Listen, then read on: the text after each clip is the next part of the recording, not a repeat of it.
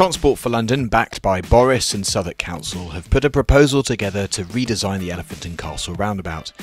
But their figures show that it would become more congested for everyone and more polluted, and the London cycling campaign has slammed it as inadequate for cyclists.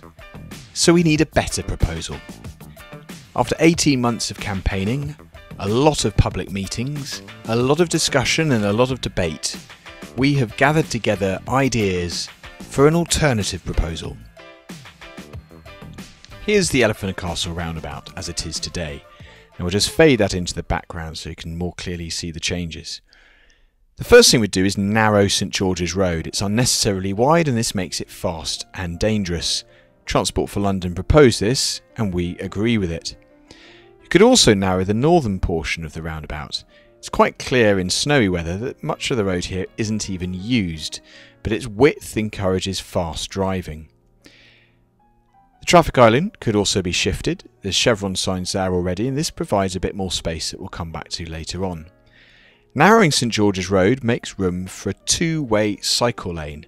Transport for London proposed this too, and we agree. But we would suggest it integrates with the existing cycle superhighway. Transport for London have ignored this. There are also some other cycle routes there at the moment. This isn't adequate yet for cyclists, but we're going to come back in a moment to how we can improve that. All of what's proposed so far could be done very easily very soon, as well as removing 3 of the 7 subways.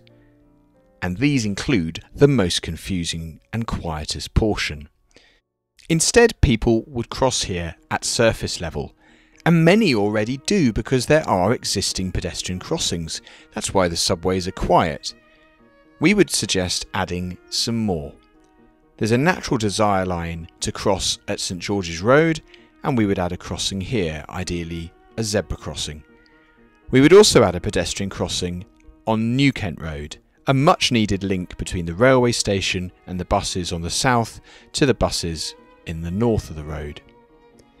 The subways wouldn't be lost altogether, they would be repurposed, perhaps for a business, a gallery or a much needed public toilet.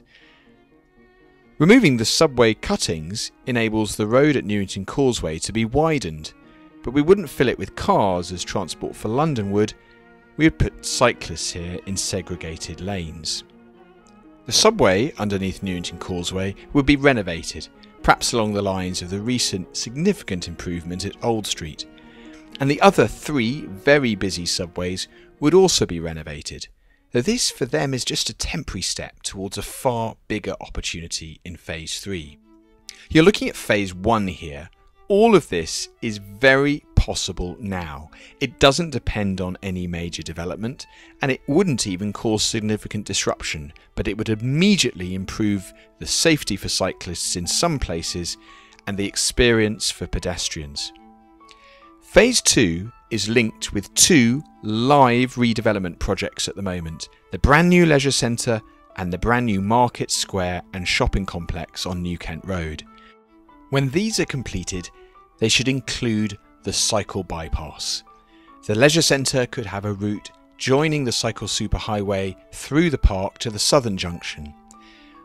In the east, up Elephant Road, the cycle lane would pass by the market square and redeveloped shopping area on New Kent Road, and continuing alongside the viaduct to the existing cycle routes in the north. That's Phase 2. Phase 3 is about the heart of the Elephant and Castle, the stations and the shopping centre.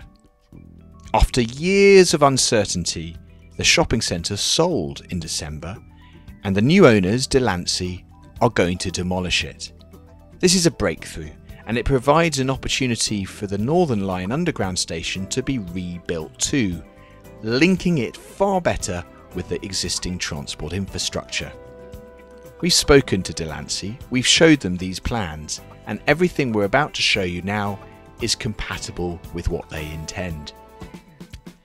The rebuilding of the shopping centre would create a town centre, and it would do this by being orientated towards the south, linking it to the Woolworth Road and the new shops being built by Lend-Lease in their Elephant Park development.